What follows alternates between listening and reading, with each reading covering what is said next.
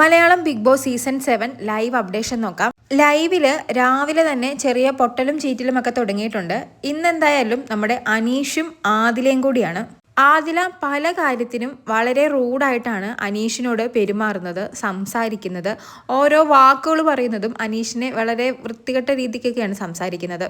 ഇന്ന് രാവിലെ നടന്ന സംഭവത്തിന് ആദിലേനെ മൊത്തത്തിൽ കുറ്റപ്പെടുത്താനൊന്നും സാധിക്കില്ല. കാരണം ഇന്ന് ഡ്രൈ ഡേ ആയതുകൊണ്ട് എല്ലാവരും നല്ല ഉറക്കത്തിലാണ്. ചിലരൊക്കെ എഴുന്നേറ്റു, ചിലരൊക്കെ നല്ല ഉറക്കത്തിലാണ്. പ്രത്യേകിച്ച് ആദിലയും നൂറയും ഒക്കെ ഷാനവാസിനോട് ഇന്നലെ കോംപ്രമൈസ് ടോക്കിനൊക്കെ പോയതിന് ശേഷം എനിക്ക് തോന്നുന്നു വെളുപ്പിന് 5 മണിക്കോ 6 മണിക്കൊക്കെ വന്നാണ് ഉറങ്ങാൻ കിടന്നത്. അതുകൊണ്ട് നല്ല ഉറക്കത്തിലാണ് അവർ. ആ സമയത്ത് ബിഗ് ബോസ് ബാറ്ററി മാറ്റാൻ പറയുന്നു.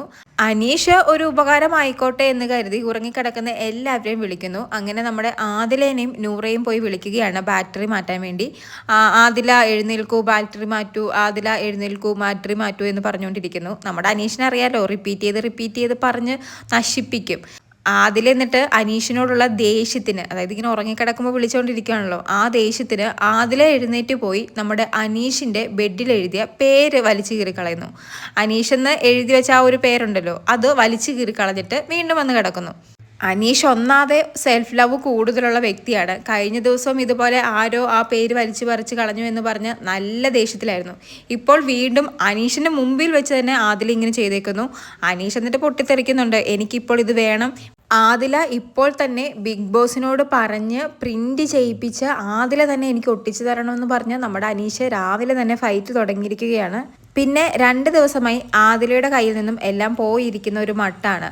ആദില എന്ത് ചെയ്താലും അത് നെഗറ്റീവായി മാറുകയാണ്. ഇപ്പോൾ അങ്ങനെ ആ പേര് വലിച്ചു കയറേണ്ട ഒരാവശ്യവുമില്ല. ആ ദേഷ്യം തീർക്കാൻ വേണ്ടി ആദില ചെയ്തതാണ്. അതെന്തായാലും അനീഷ് വലിയ പ്രശ്നമാക്കിക്കൊണ്ട് പറഞ്ഞ് നടപ്പുണ്ട്.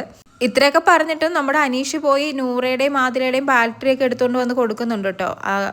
പിന്നെ ആദില അനീഷിനോട് പെരുമാറുന്നത് വളരെ റൂഡായിട്ടാണ്. ഇപ്പോൾ നല്ല പലപ്പോഴായി ഞാൻ ശ്രദ്ധിച്ച കാര്യമാണ്. അനീഷിനോട് എന്തിനാണ് ഇത്രയും ദേഷ്യം എന്നറിയില്ല. കാരണം അനീഷിന് ആദിലനെയും നൂറയൊക്കെ വളരെ ഇഷ്ടമുള്ള കൂട്ടത്തിലായിട്ടാണ് എനിക്ക് തോന്നിയിട്ടുള്ളത്. എന്തായാലും കൂടുതൽ ലൈവ് അപ്ഡേറ്റുകളുമായി വീണ്ടും വരാം.